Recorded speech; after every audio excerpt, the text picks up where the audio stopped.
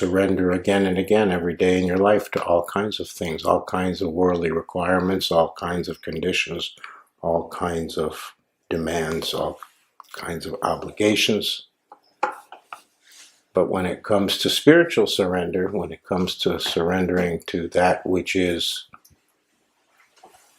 the highest itself, the supreme itself, somehow we all say, well, I'm confused. How do you do that?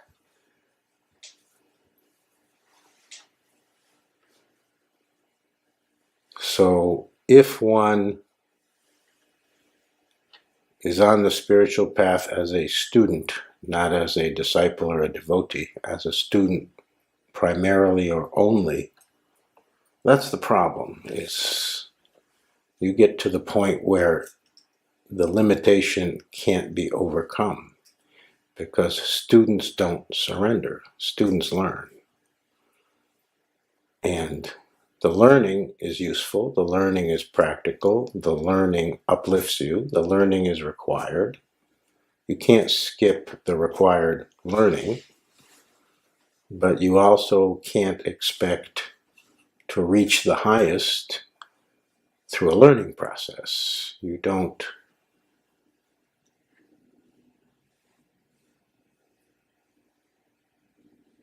learn the path, you walk the path, you live the path. Much has to be learned, but the path isn't a learning path. If it were, you could just take some college courses and bingo bango, you'd find truth, you'd meet God, you'd know reality. And you could earn extra credit. And you could go to Fort Lauderdale for spring break. But it doesn't work like that. So the student position has a built-in limitation that doesn't really matter until something in the one who approaches the spiritual as a student starts to feel something, starts to experience something, starts to recognize that, well, I've learned all these things, but I don't have what I want. I haven't transcended anything. I haven't experienced any profound metamorphosis. I haven't become what I imagine I'm supposed to become. And that person starts to be only at that point aware of the limitation of the student role. I'm all for students. Most people start as students. Some start as disciples, but most start as students. Some start as bhaktas, but most start as students. They have the idea, and we all had this idea at some point, and usually for a long time, that if I read enough books, if I study the right things, if I listen to the right people, my job is to gather enough information that I can put things together and understand what I don't yet understand. And by doing that, I'll advance. And that's true up until you reach the end point of student possibility.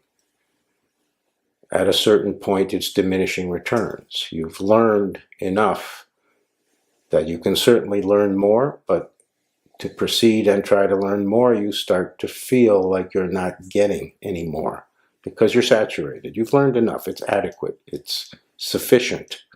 And then it starts to feel like it's diminishing. The more you seek, the more you study, the more you listen, the more you read, the more you approach spirituality from a student position,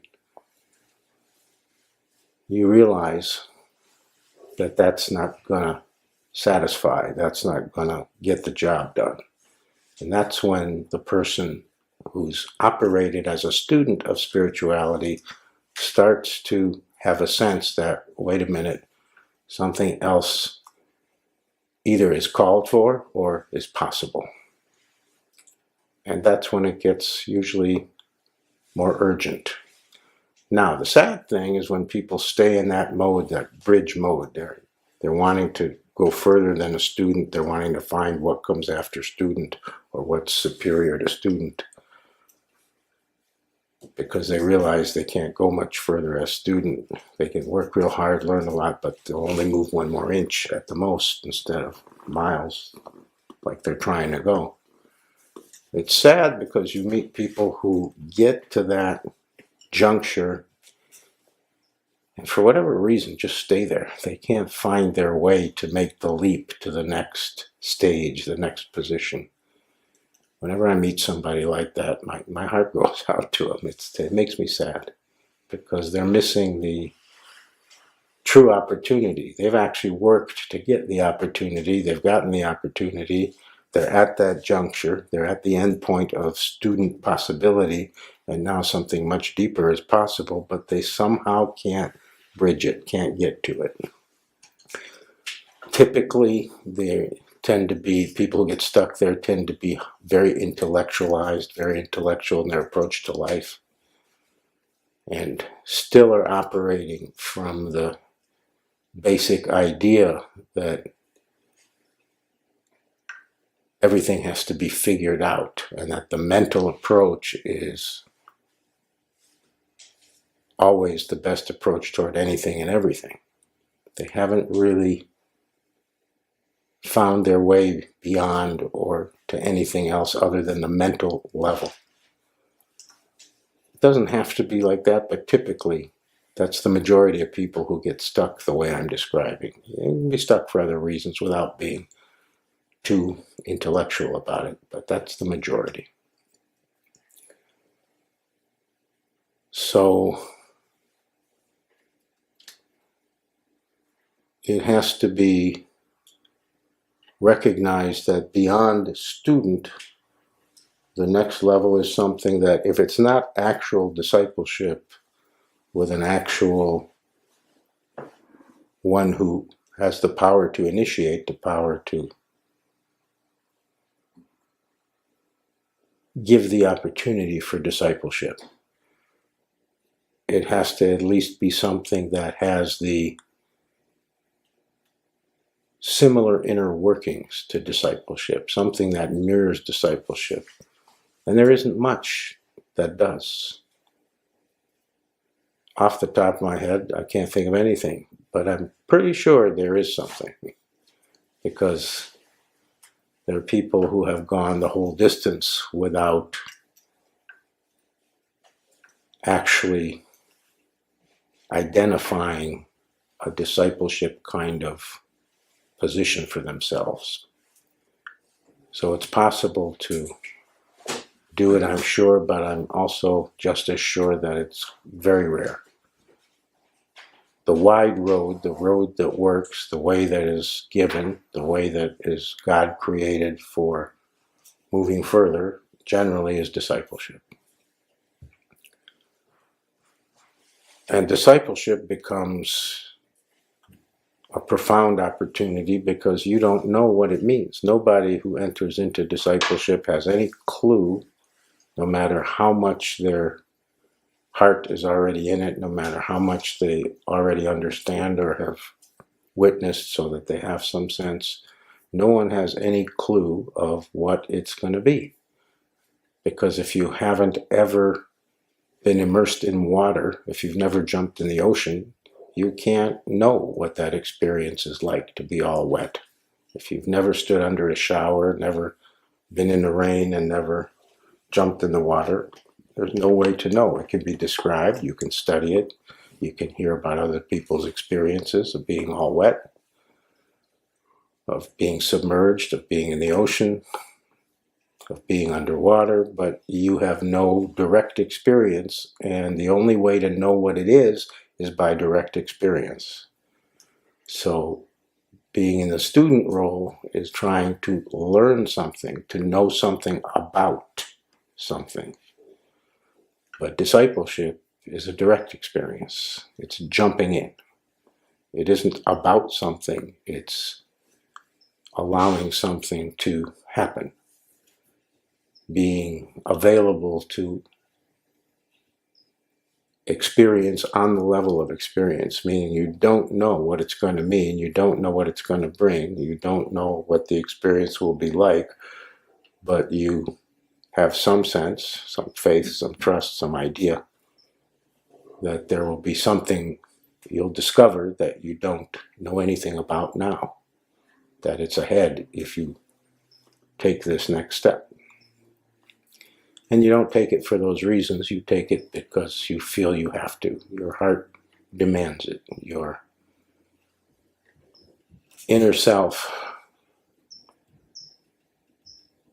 says, this is absolutely something I must do, even though your mind says you've apparently lost your mind to do something this crazy, as become someone's disciple, to do something this radical and this unintelligible and this frowned upon in general by the world. I must have gone off the deep end. You, a little bit at least, try to talk yourself out of it if you're a normal person, but you find that you can't. For those it's really for, you find that it's a losing battle. Your heart keeps saying, I don't care what you think and I don't care what anybody else says. This has to be done.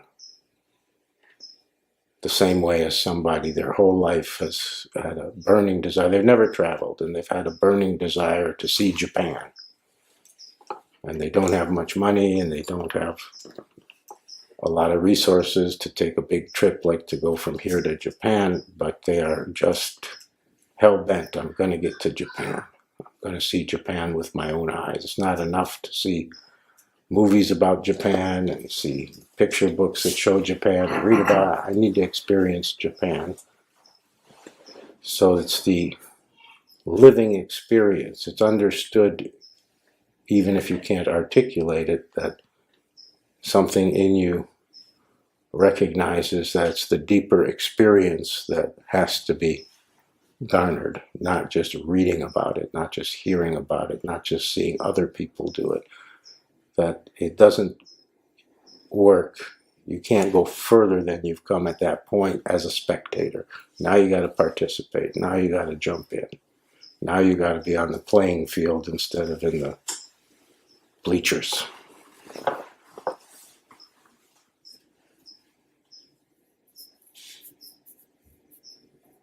And the discovery down the road somewhere, whether soon or whether way, way later, becomes something about the nature of transcending, something about the nature of transcendence itself, something about the nature and the reality of that which is the transcendent, which is the divine, which is the ultimate. And that becomes the first stage. If you enter that way as student, the second stage is disciple, the third stage is to start in an organic, experiential, alive way to experience the transcendent directly. And there are stages beyond that, but I don't want to get real complicated.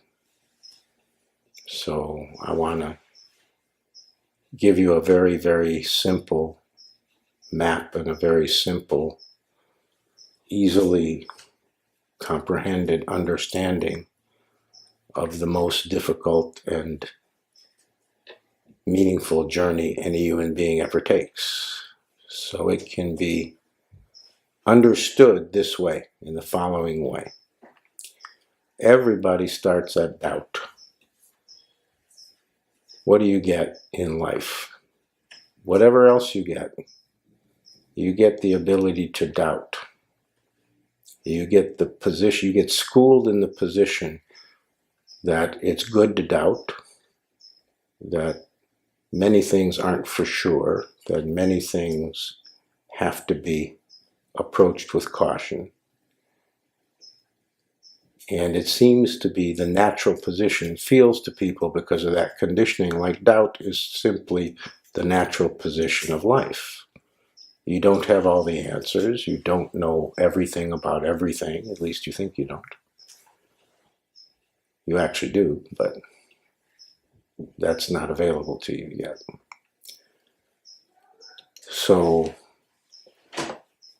the first stage of the journey is doubt, and that's everyone who's born. No one starts in the doubt-free position. It's just not the way it works. So whether you're worldly and could care less about anything called spiritual, or whether spiritual life is the most burning, important thing for you more than anything, both in the same position. Doubt is what is going on. The position you're in is the position of doubt. The conventionally minded person, the person who is caught in the web of the world and can't see beyond it and hasn't been touched by the beyond, has only two choices when it comes to doubt. Most take the first choice, which is to always go back to doubt in various situations in life.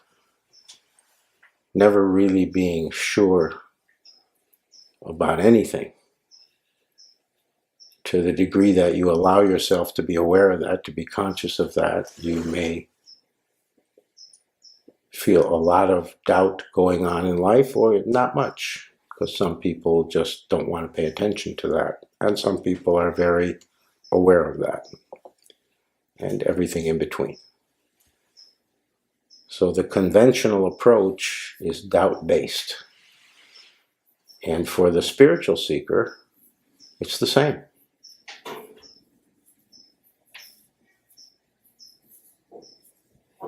So the next step, you could even say it this way, that the Guru's job is to take you out of doubt, to move you from the doubt position to the next position. The next position is decisiveness, decision. Being willing to decide despite whatever doubts are going on, despite any feeling of doubt or sense of doubt, despite any experience of so-called confusion, no matter what the nature of the doubt that the person experiences, or no matter how much doubt is a factor in both everyday life and or spiritual life, those who seek out a guru or find a guru or approach one who is in the role of guru, what's going on the most elemental level is the guru is trying to move that person, or is trying to create the opportunity for that person to choose to go from the position of doubt to the position of decision, decisiveness, to, if doubt is there, still be willing to decide rather than waver endlessly, to kind of put your chips down, put your cards down, and it falls where it falls. And for those who are continuing to move forward, to actually start to experience a greater decisiveness, to not so much be caught in the continuous web of doubt. So if you think about yourself, if you think about your whole life, if you think about where you started, where you've been most of the time, if you think about most of the people you know, if you think about your mother, your father, your sisters, your brothers, your friends, your co-workers, your even fellow disciples, it's not hard to recognize that doubt is a major, major theme, a major activity, mind activity going on in everyone's life, until you enter the phase of decision-making and decisiveness. To do that, you have to rely on some kind of outside agency, because the only option otherwise is to fool yourself. The other option for the conventional person who doesn't like to notice all the doubt in their life is to become very, very pseudo-decisive, to be sure about their opinions, to feel that they're right and the other person is wrong. So the conventional person, I didn't finish the thought before, the conventional person has two options: to live in that doubt or to move into a position of self-deception where they don't experience the doubt even though it's fully going on, where they make it unconscious and they perceive themselves and experience themselves as both decisive and knowledgeable, so that I know the answer. This is the position of very, very religious people who are plugged into organized religion but not really conversant with spirituality. They haven't had a beyond experience. They haven't felt something transcendent. They haven't moved in their heart. But the idea of sureness, decisiveness appeals to them, and religion, most organized religions offer that through ritual, through dogma, through codes of conduct, through tenets of how to live. It's appealing to many people. It's not hard to understand. If you are in a stage of life that can last all of a lifetime, where doubt is behind everything, it's not hard to see how appealing it can be when something is offered through some organization or some body of understanding that says, no doubt is needed, here are the answers. Just follow this code and you'll be fine. So that's a pseudo, a fake decisiveness, a fake knowing, because it doesn't involve anything real from inside the person. It's something taken on from the outside. So it will never satisfy completely because it will never address the underlying doubt. And this is why people are easily converted. Very, very committed religionists, people who are very committed to religion but don't have anything of spirit going on, are actually quite prone to being converted to a different religion. Just give them a stronger argument. Give them a more airtight system that has more, seems like it has more direct and cogent answers more, explains more, and they'll switch. They used to be ardent Christians and now they're devout Muslims. They stumbled on Islam and realized, oh, this is more the truth. But all they're doing is trying to assuage their doubt, trying to address the doubt that is now unconscious so that they don't have to twist in the wind, so they don't have to feel like they're at sea without a paddle, that they don't have to be anxious and unsure and feeling of floundering. So the guru-disciple phenomenon is to move the person from doubt to decision, doubt to decisiveness. And as the disciple lives their discipleship, discovers what they discover as time passes, and they start to, from the inside out, from the interior, recognize more how discipleship works, because it's not a code of conduct, it's an inner position. And it changes you, and it has its own laws that it operates by and its own organic reality.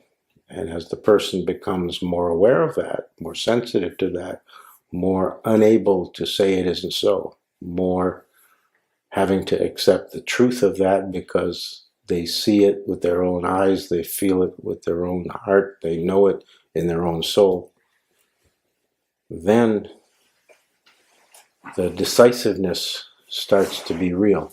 Then they are starting to disidentify and unhook from the doubt position and are moving more and more, and this usually takes some time, are moving more and more towards the decisive position rather than hang out in the doubt, which isn't necessary. They start to realize it isn't necessary. And out of trust, out of faith, out of devotion, out of increasing willingness to actually live their two things: live their discipleship, be in touch with what it is on the inside, and at the same time on the outside to relate more for real with the Guru. Eventually, the end point of that stage is a real and abiding decisiveness. Finally, there's the insight, finally, there's the understanding that the doubt is completely operating as an add-on. I can simply chuck it. I can simply not go there. I can simply choose to be following my own light rather than tell myself I don't know, or I can't figure it out, or I don't have the answer. Therefore, I must be in doubt. You cannot have the answer. You can not be able to figure it out. You cannot know. And none of that requires that you be hanging out in doubt. It's hard to get, this part. Doubt is not required. You don't need to be sure of yourself to not be in doubt. You can simply be not sure of yourself, yet not doubting. Because doubt is its own animal. Doubt is an actual force. Doubt is a real thing. Doubt is a position. Doubt is an activity. It has consequences. It yields results. It gives you certain feelings. It gives you a certain direction of thoughts. When you're in doubt, you think a certain way, you feel a certain way, whatever it is for you, but as a general pattern for most people that's similar. You respond to things indecisively. You don't feel like you have much intuition.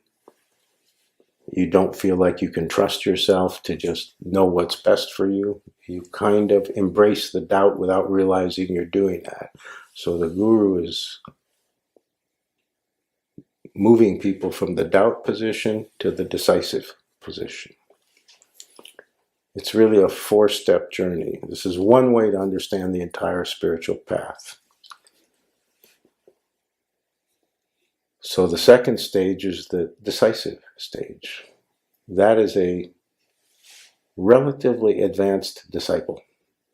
Whether it takes 5 minutes, 5 months, 5 years, or 5 decades, and everybody chooses a time frame, and everybody, there's people that represent every single one of those. The time frame is your choice, but at some point the decisiveness becomes solid enough. You trust your own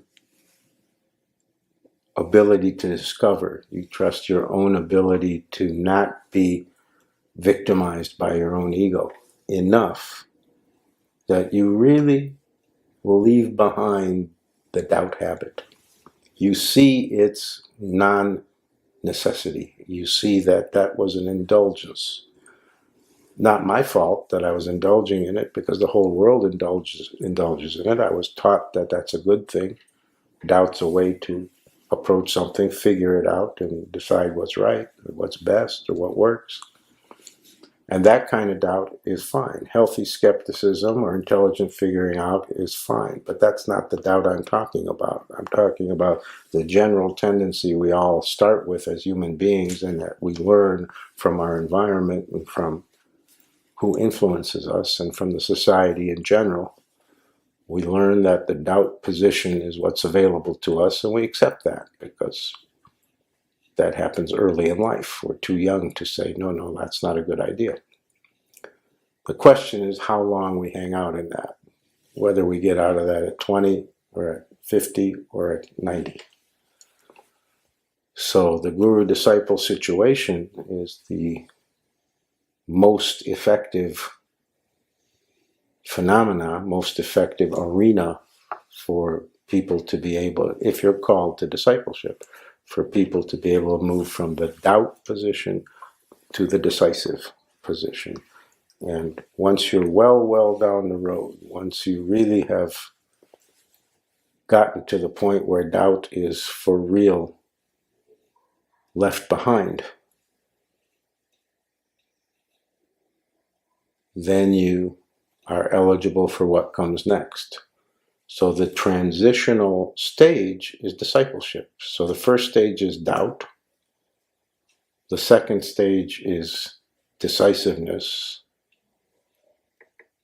And the third stage is discipleship. So the Guru is moving people from doubt to decision to discipleship. Not required that anybody enter into discipleship. If your heart says so, if your soul says so, then yes, that's for you. If your heart doesn't say so, then you'll either continue as a student or you'll find something else. The Guru isn't trying to make that happen. The Guru isn't trying to force anybody in that direction. The Guru is simply, as a function, the reality of Guru makes that trip available to people. The Guru is simply trying to, from their side, cooperate with that movement to make it easy for people, to make it conducive. So the journey is from doubt to decision to discipleship. Initiation, asking for discipleship, obviously, you can see, is one of the first major decisive moments because it's a crisis. Am I going to do this or not? Am I going to ask for discipleship or am I going to run for the hills like any intelligent person would do? Because nobody sees it as a rational or reasonable thing to do to ask to be someone's disciple. Nobody's that crazy. So the majority of people weren't looking for a guru or weren't looking for discipleship. Some few individuals who read about it, heard about it, or something in them is wanting that for whatever reason. But the majority of us didn't go looking for it. It crashed into our life. Somehow it came around. So the first big decision is, do I or don't I? And you certainly, most of you have certainly heard me tell it, I don't know how many times over these last 11 years, that I spent 2 years trying to fight it, trying to deny it, trying to get out of it. The decision was, this ain't for me, this is too crazy. How can I be someone's disciple? And luckily I couldn't fight my way out of it and had to give in.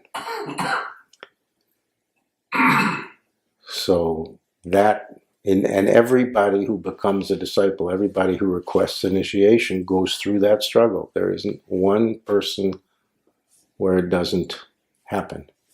Some people seem to move decisively and they don't seem to struggle. That's because their struggle took 10 seconds.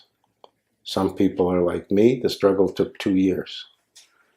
Some people struggle for 10 years, 20 years. On average, people struggle a few months. That's what I notice. The average person, a few months, and then you kind of give up and realize, I don't have a choice, I have to do this. Come what may, I've got to bite the bullet and do it. And of course, then there's a scenario I was talking about before, or alluding to before, where people succeed in running away, succeed in deciding to not go where their heart and soul wants them to go. And then they live with a kind of smoldering regret the rest of their lives. They feel like a great opportunity was once there and now it's lost, now it's gone. Rarely, very rarely, almost never, that's how rare, do they come back to the table. Once they've made a firm decision to escape, and they've escaped successfully, they've decided no on what their heart demanded, on what spirit required, on what God had planned, they almost never come back to the table. It's too painful.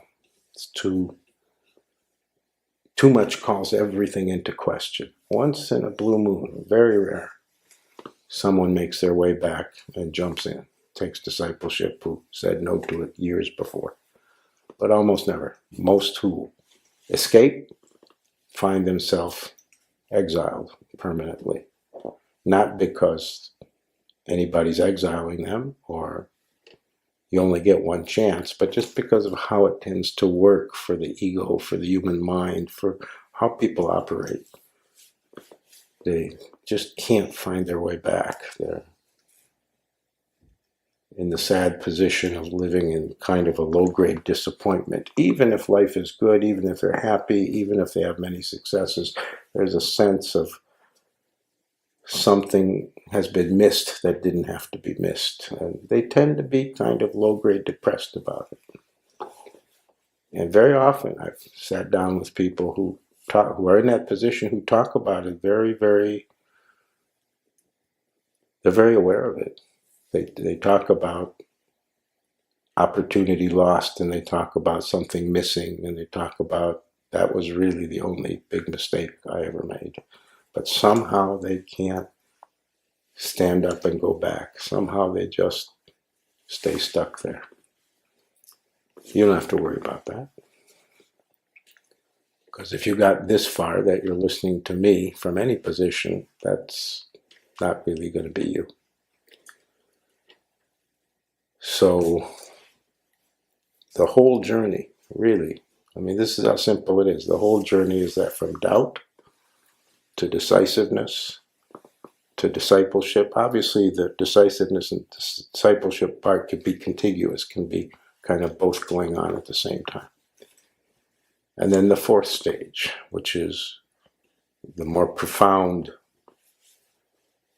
discovery within discipleship, which either leads to moving to the next and end stage of discipleship, devotee, which is a finished disciple.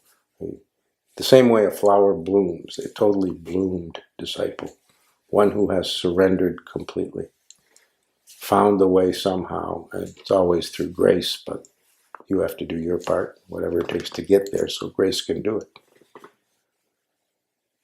To actually be in a position where it's legitimate to say that you've surrendered yourself to your guru.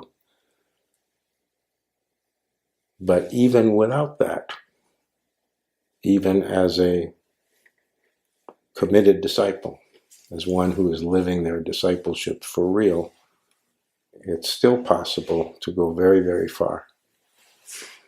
And the fourth stage, like I said at the beginning, has more to do with actual transcendence, actually entering into the ultimate, to the unknown, to the mystery of the divine, the mystery of life, the mystery of existence, actually entering into it in an experiential way, actually walking in, not standing at the door and peeking in what's in there, not standing at the edge of the jungle and listening to all the foreign sounds and strange birds and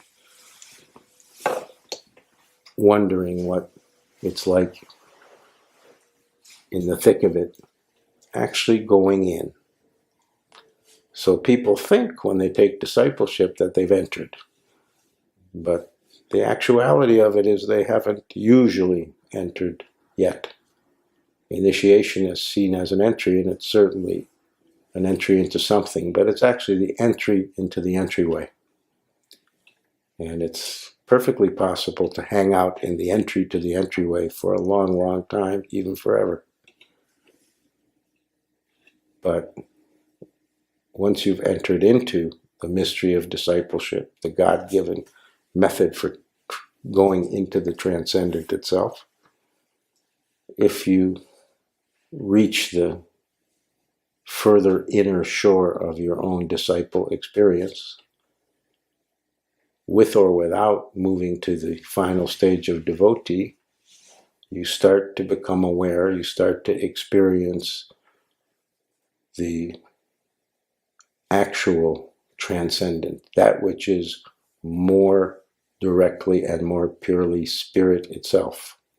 You start to have a sensitivity and an awareness for what can't be named, can't be described, can't be spoken about, but can be experienced.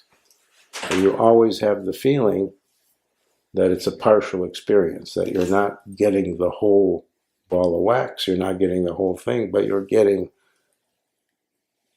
some part of it that is real enough, so much that it feels to you as, I have never been anywhere more profound so far than this. It's like going far out into space. You get beyond Pluto, you get beyond the planets of this solar system, and you just keep going. And you don't know where the rocket is headed, but you know it's further and further out, or in this case, deeper and deeper in. And that's the same trip. So you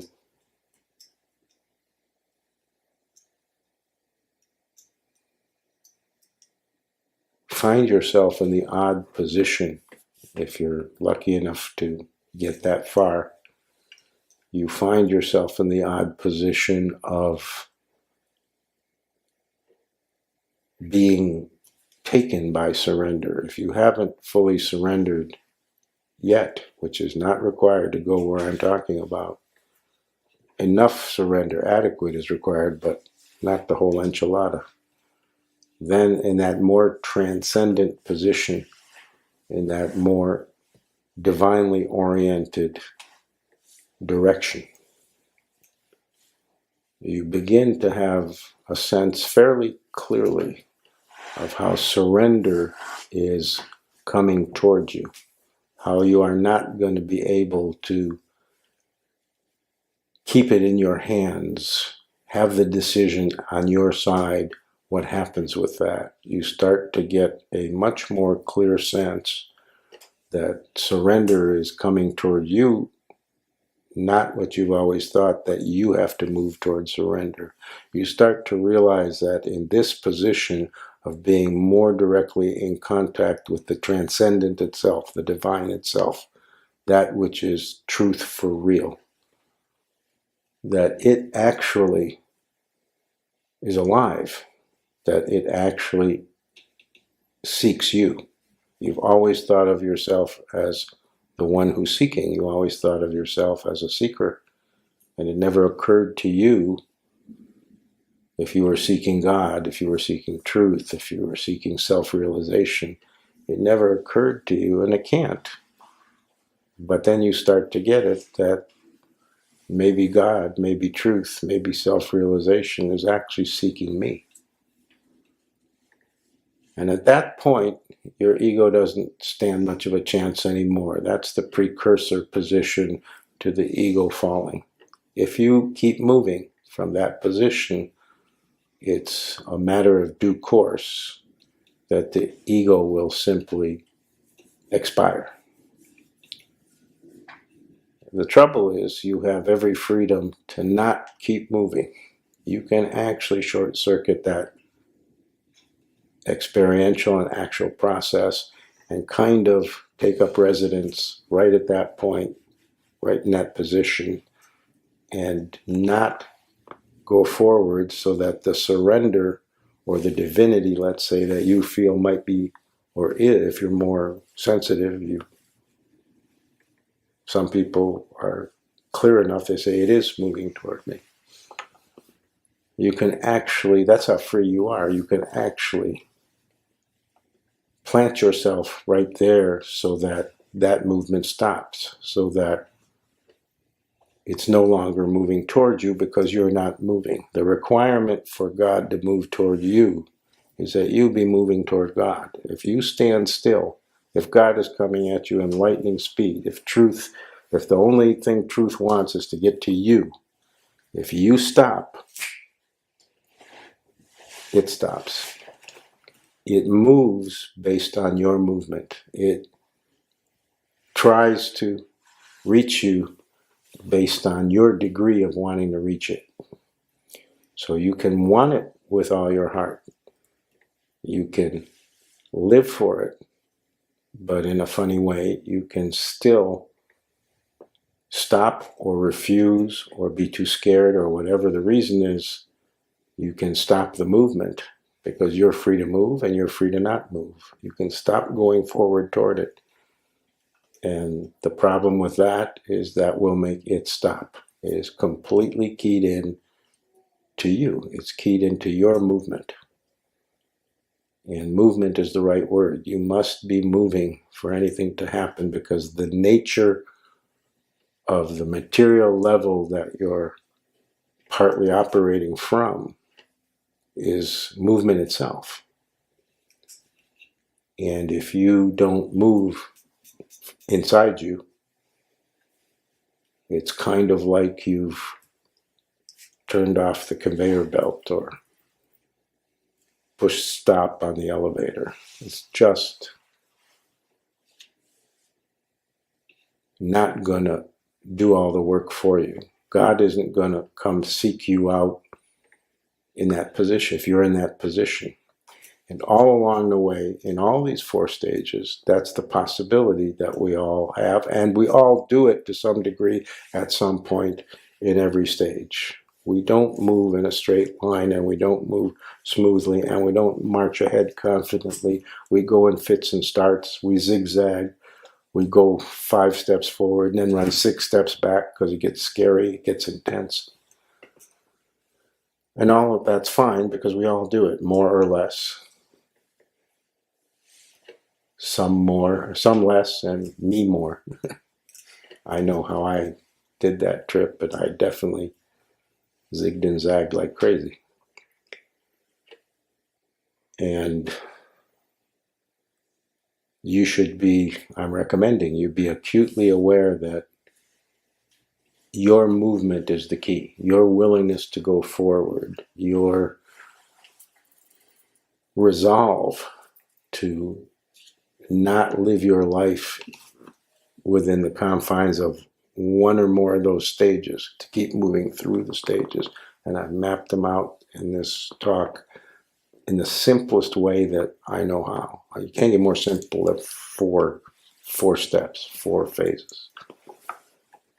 Less than that, and you can't even describe it. You can't describe any trip in less than 4. You can't describe a trip to the mall without at least 4 activities, 4 separate activities or separate stages.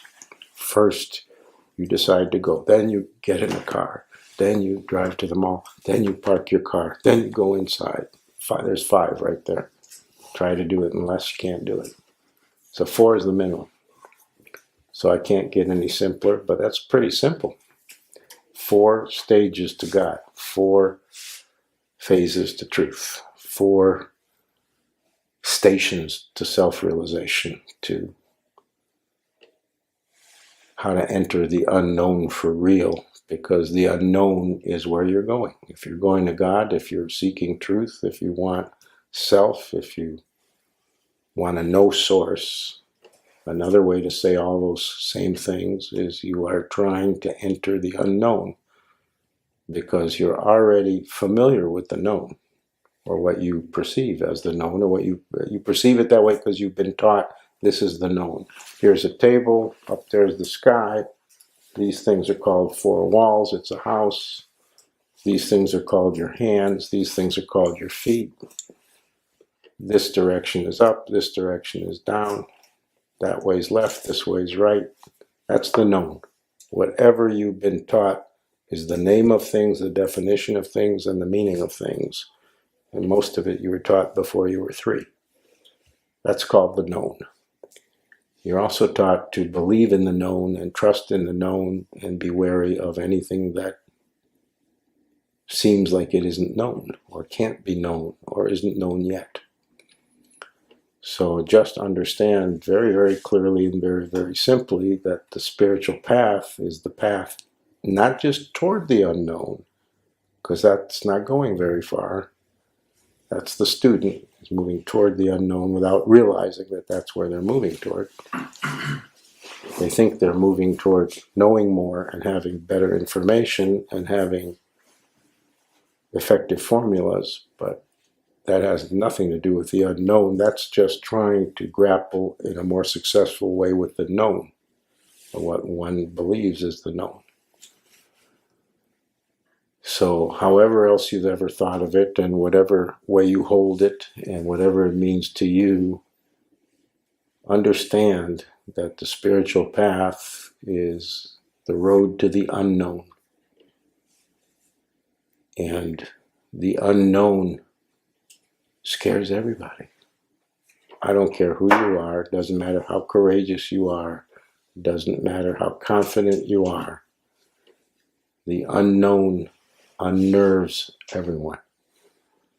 Some are more conscious of it, some less. But this is the explanation for why at certain points along the way, all along the way, there's moments, and sometimes much longer than moments, of fear, of trembling, of overwhelming intensity, of tremendous feeling of disorientation and confusion, of feeling like you're unmoored and you don't know which way the boat's going to drift. Feeling adrift, feeling like I don't know which way is up, I don't know which way is down. And of course, all of that or any part of that feels dangerous. And how can you even use the word the unknown itself, without that implication that it feels dangerous? It feels dangerous to walk straight into a jungle that you've never been to before and you don't know what's in there. Could be lions, could be tigers, could be baboons, could be plants that eat you, who knows? So the unknown tends to feel to us human beings like a dangerous jungle. We could get caught in the thickets. We can slice up our feet without the right footwear. We could run across barriers. We could get to a point in the jungle where there's a river and there's no way to get across. It's too deep. You can't swim far enough to make it across. The current's too strong. You'll be drowned. If you try to ford the river, you'll be drowned. And that becomes an experience of spiritual crisis. When it's extreme, when it's profound, and the fear is the maximum possible, that's often referred to as the dark night of the soul. When you feel like it may be true that at this point, at this moment, all is lost. I may lose my mind, or I may just drop dead from how overwhelming and arduous and difficult and absolutely terrifying this is. Those moments will come if you persist. Just like every voyage of discovery where you're going into uncharted and unknown territory, there'll be moments of intense fear, of terror, of wondering if you've done the right thing. When they first started launching human beings, astronauts, into space, I am absolutely sure, never met an astronaut, never talked to one, but I'm absolutely sure that this is their experience, that the first guys who got in a rocket ship and they were going to the moon must have, at some point along the way, and certainly by the time they got close to the moon, if not before, must have had intense moments of absolute panic and absolute terror, just like we have on the spiritual trip to the moon. When you are on the spiritual path, you are taking, it's not so much like you're walking a road, it's more like you're on a trip to the moon. Much more that sense, much more that flavor, much more that that's the nature of it. You're actually much more a space traveler than you are a walker. The term spiritual path can kind of give a inaccurate picture because we think of walking down a path. And that's a far cry from hurtling through space. So the best inoculation is to know that those moments, even if it only lasts, and for some people, which I find amazing, it's really 5 seconds. For most of us, it's a little more harrowing than that when we get to those moments. But there are people who it doesn't last long. They kind of are so resolved, and they're so resilient, and they're so strong in their faith and their trust in the divine, that for them the terror is bearable and they just move through. I'm not one of those. Probably you're not one of those, but they exist. It's possible. So from day one of me sitting in this chair, I've always spoken about this, that you should accept, if you're serious and sincere about your spiritual life, about your spiritual endeavor, if you really want God, if you really want truth, if you really want to know who and what you are, if you want to be actually self-realized, if you want to actually know the divine in more than a theoretical way, then these moments are unavoidable. There will be terrifying junctures. There will be moments of harrowing emotion, tremendous anxiety, panic, fear, terror, basically that. Any or all of those. The good news, and I've said it many times, is that that never lasts a long time. By a long time, I mean it would be highly unusual if it lasted more than a few days. Very rare. It can, and there's cases where it has, but very rare. For most people, hours at the most. And for a lot of people, less than an hour. So the trick, when those moments come, is to have that understanding so firmly established in the back of your mind that you can call upon it when the going gets rough, when you get really scared, when some experience is going on and you feel like you are really in the unknown and you don't know what to make of it, and your heart is pounding, and your mind is confused, and your skin is sweating, and you feel like, I could lose my mind or I could die right now, not tomorrow, not an hour from now, right now. The only real antidote from inside yourself, there are two antidotes. The only real antidote from inside yourself is that information of how this works. To be pre-inoculated that, guess what? This works the same for everybody. Here's the major points. It doesn't last long. Minutes, hours, at the most days for most people. Very rare to be more than a few days. If you're really in a dark night of the soul, you won't be 3 days from now. You can pretty much count on it. Not guaranteed. It's possible. It could be longer, but statistically, your chances are 99% that 3 days from now it'll be over. You'll be feeling normal. If you can remember that, and if you can remember, and you have to say this to yourself in your mind, you have to recall it, that this is not dangerous. It only feels dangerous. I'm not going to die. It only feels like this could kill me. I'm not going to lose my mind. It only feels like it could drive me crazy. The terror is real, but I'm not really facing a danger. There's not a real tiger facing me with snarling mouth, and that's why I feel it's so dangerous. I just feel the danger, but there's nothing out there that's gonna hurt me. If you can simply remind yourself and believe it,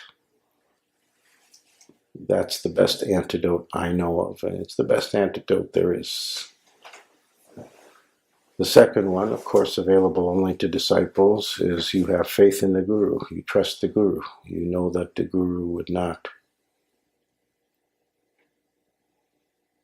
be interested in taking you to somewhere where there's actual danger, where you could be harmed, where you could be hurt, where you could die or lose your mind. You recognize that the relationship of guru-disciple has a protective aspect, and you call upon your own view of the Guru. You remember the Guru in that moment, and you take it for the reality that it actually is, that if you enter into a moment like that, the Guru is holding your hand. The Guru is with you in that moment. Part of the nature of guru-disciple is the guru is present when those moments arrive. So you're not in it alone. You're in it with somebody who not only has been through it, but knows how it works. Knows for real and for sure that there's no actual danger, even though it feels more dangerous than anything you've ever felt. You could have been facing an army, all with bazookas aimed at your head and ready to shoot, and it will not feel any more threatening than those moments. They're really, really intense, overwhelming. You will be absolutely overwhelmed, but if you're a disciple and you can remind yourself that I am not facing this by myself, I have legitimate assistance and competent assistance. I've been told that this isn't dangerous, even though it will feel as dangerous as it can be. That can make all the difference, because what you don't want is to succumb to it. In other words, to let the fear and the overwhelm cause you to pull yourself out of that moment and back to a feeling of safety. And basically, you turn around and run. You don't want to run, because those are the moments of the biggest possible spiritual opportunity, because those are the moments where you can actually break through to what's more real, to what's the actual divine, to what's the truth itself, so that your awareness can include what's bigger. Those are the grand opportunities. Now, it makes kind of logical sense that the grandest opportunities, the ones that can deliver the biggest payoff, would be the scariest, would be the most overwhelming, would feel the most intense, would be the most disorienting. I'm sure that when those first astronauts, when the lunar pod was going down from the mothership and about to land on the surface of the moon, I'm no doubt in my mind that every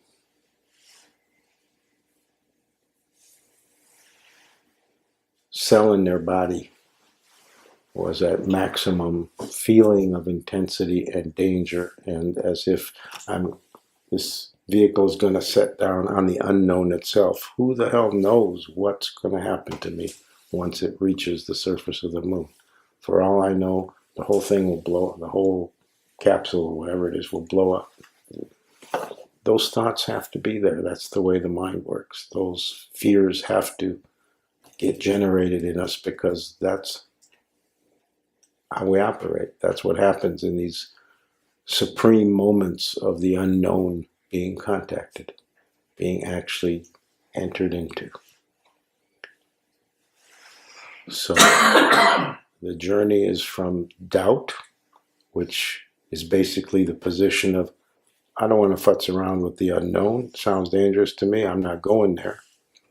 To decisiveness, I've decided it's worth the trip of discovery. It's worth chancing it.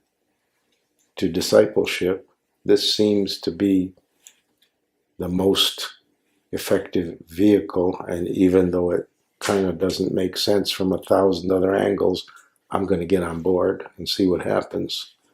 And then to transcendence, I'm going to walk into the entryway to the unknown. I'm going to step in and I'm going to keep going. And wherever it takes me and whatever the experience is and whatever it means, I'll find out. Maybe it'll be terrible, maybe it'll be wonderful. I've heard that it's worth it, but I'll find out for myself. This willingness to accept the fact that it can only be done by you and known by you, that someone else's experience of the divine isn't going to be sufficient. You have to have your own experience, just the same way as no one, when you're starving, can't eat the food for you. You've got to take the food, put it in your mouth, chew it, get it into your system. Your digestive system takes it and you get nourished. Just like that, the spiritual journey works the same way. The spiritual experience works the same way. You have to digest it in your system. No one can be a surrogate for you. The guru is not a surrogate for your spiritual journey. Simply an assistant to help you. Simply the one who says it's safe to eat this meal. Don't worry. I've eaten it and look, I'm fine. So it's no more, and I advise that it's good to look at it as no more complicated than that. And you can always determine which stage am I in. Am I still so much in doubt that I can accept and recognize and tell myself the truth that I'm still in the doubt stage? Even advanced disciples can remain in the doubt stage. Have I moved into the decisiveness stage? Am I no longer hesitant about every little thing? Am I more clear that I'm on the God journey and it's my intention absolutely to arrive? Do I feel that different experience in life and in spiritual life of the doubt is not running the show anymore? And then am I living my discipleship in such a way that it continuously, as every day passes, as time goes forward, as my life moves forward, I find myself entering more deeply, more profoundly into this thing called discipleship. It continues to yield and show me and give me a more profound and ever new understanding, experiences, insight, but more than anything, I feel myself transformed. Not the same person I was before, a year ago, 2 years ago, 5 years ago, an ever increasing and continuing sense of I continue to move deeper and deeper, further and further. I continue to grow in ways I couldn't have anticipated. I understand things today that I didn't even know needed to be understood 3 years ago. I've seen horizons that I didn't know were out there. And I know I'm continuing to move toward them. Always new surprises, always bigger vistas opening. That's the deepening of discipleship. And lastly, that the transcendent becomes available to you in a profoundly real and personal way like never before. Cannot be compared to any prior experience, any prior sense of the ultimate. That you have no doubt and it's clear to you. There's nothing to question, there's nothing to be doubtful about. That the transcendent, the ultimate God, truth, reality are available to me more than ever before. Whatever your word is, doesn't matter what the word is. Some call it God, some call it truth, some call it self-realization, some call it source. The word's irrelevant. It's all referring to the same thing. Some call it the mystery. That there's a clear knowing in you, not knowing like a thought or an idea, but knowing like in your guts, in your cells, in the depth of you, that you are more in touch and in tune with that than you ever even imagined or knew is possible, that you are standing in a very different position than you ever imagined, and that what is moving towards you and what you're moving toward is not categorizable under any past definition or past expectation. That this is not what I thought it was going to be. This is not what I intended. This is all new and surprising. It turns out that when I opened the book expecting to see writing, I opened the book and a tree popped out, full-grown tree, 20 feet high. Transcendent means the mystery of it is palpable. The mystery of it is now felt by you in a profound way. You know that it's about what you are in touch with, not what you do, but what you do with what you're in touch with determines how far you go. So that's the whole understanding tied with a bow. You don't need more than that. 4 phases. 4 stages, 4 legs of the journey. And you can always determine, ask yourself, be honest with yourself, where am I? Am I in the first, the second, the third, or the fourth? Most of us stay in the first way too long. If we're lucky enough and persistent enough to get to the second, it's possible to just hang out there for the rest of your life. That's not recommended. If discipleship is what's in store for you, then how am I living it? Where is it taking me? What is it? Am I really entering in as deeply as is required so that I'm actually moving further and further and further? Not just, oh, I'm a lot happier than I've been. I'm a lot more successful in life than I've been. Sounds like great results to me. What else do I need? You've got to keep moving. And in the fourth, am I willing to enter in such a real way, in such a whole person way, that the transcendent itself becomes very normal, very comfortable for me. I'm no longer fearing it the way I was, even when moments of anxiety or disorientation or even terror arrive. I still feel safe. I know that this will not have a bad result. I know that that's a emotional transition, psychological and emotional experience that represents the transition to something yet more profound, yet higher, so that higher consciousness becomes something you're familiar with, not something you dream about, so that you see the reality of it in yourself, in your life, and in your own comprehension, in your own awareness, so that you get to the point where you never for a split second feel separate from the divine itself, separate from the transcendent source, separate from the mystery itself, separate or somehow cut off from what's actually real, which is the ground of being itself, which is the nature of existence itself, so that you actually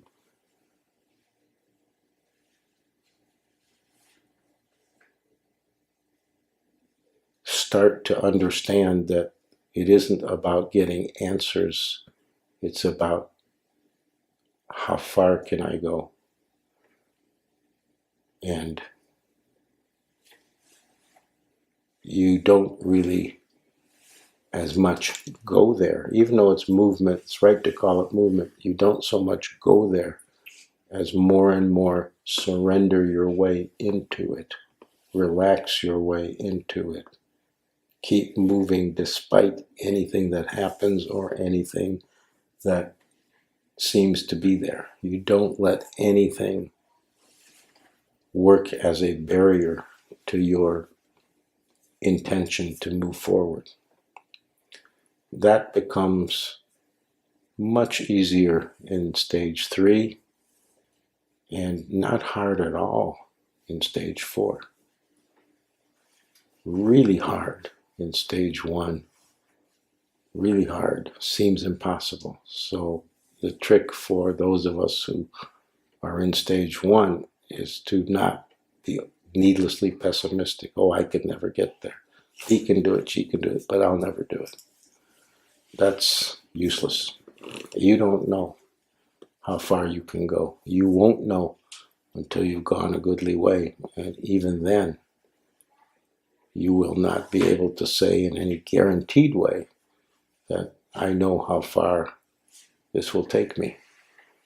The amazing surprise of it is that guaranteed, if you persist, if you keep moving, guaranteed, it will always be much farther than you ever imagined.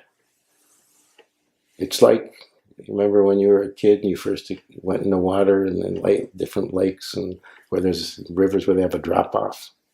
The first time you experience a drop-off, you're walking, it's only waist level, and suddenly you're in over your head.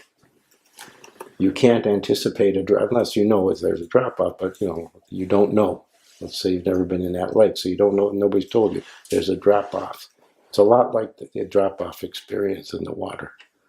You thought you were going this way, and suddenly, whomp, you're way, way deeper. You're way, way immersed, more immersed. You're way, way more engulfed.